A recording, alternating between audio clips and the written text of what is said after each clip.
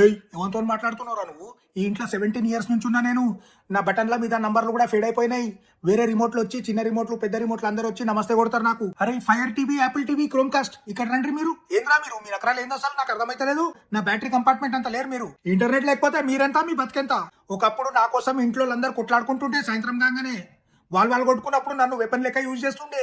ఏం మెటీరియల్ రా అవి? కింద పడితే క్రాక్ వచ్చేస్తుంది. మీది ఒక బాడీ ఆరా? నాది కోటిలో 40 రూపాయలు కవర్ ఒక టేస్ట్. ఎన్నిసార్లు కూడా కేసు కొట్టినా ఏం కాదు నాకు. నోకియా 3310 రేంజ్ నాది. నేను అనుభవించిన టార్చర్ మీకేం తెలుసురా? బ్యాటరీలు అయిపోయినాయని చెప్పినా ఎవరు వినరు. ఫడా ఫడా కొడతానే ఉంటారు నన్ను ఆ ఛానల్ చేంజ్ చేసేదాకా. అరే నేను ఎంత కోపం చూసినా కదా అంత ప్రేమ కూడా చూసినారా? టీవీ కొన్నాక 3 ఏండ్ల వరకు నన్ను ఆ ప్లాస్టిక్ కవర్లకి వెళ్ళి బయటనే తీయలేదు వీళ్ళు. అరే హోమ్ థియేటర్ రిమోట్ ఇక్కడ రా.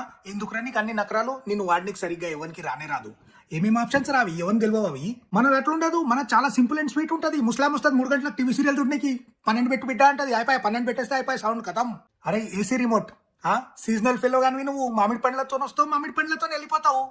మిగతా టైంలో ఎవరు డేకడ్ నిన్ను కూర్చోవాడినే దుమ్ము తినుకుంటా. అందరు అనుకుంటారు టీవీని కంట్రోల్ చేయనికే ఉన్నాడు అని. అట్లా కాదు, నేను మొత్తం ఫ్యామిలీని కంట్రోల్ చేస్తుండే. ఒకప్పుడు పొద్దున్న లేస్తే తాతల్ని కంట్రోల్, మధ్యాహ్నం ఆంటీల్ని కంట్రోల్, సాయంత్రం పోరల్ని కంట్రోల్, ఈవినింగ్ న్యూస్ వచ్చే టైంలో అంకుల్ గల్లని కంట్రోల్.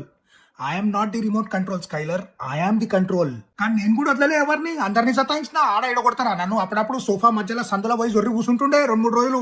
సావురు అందరూ అని.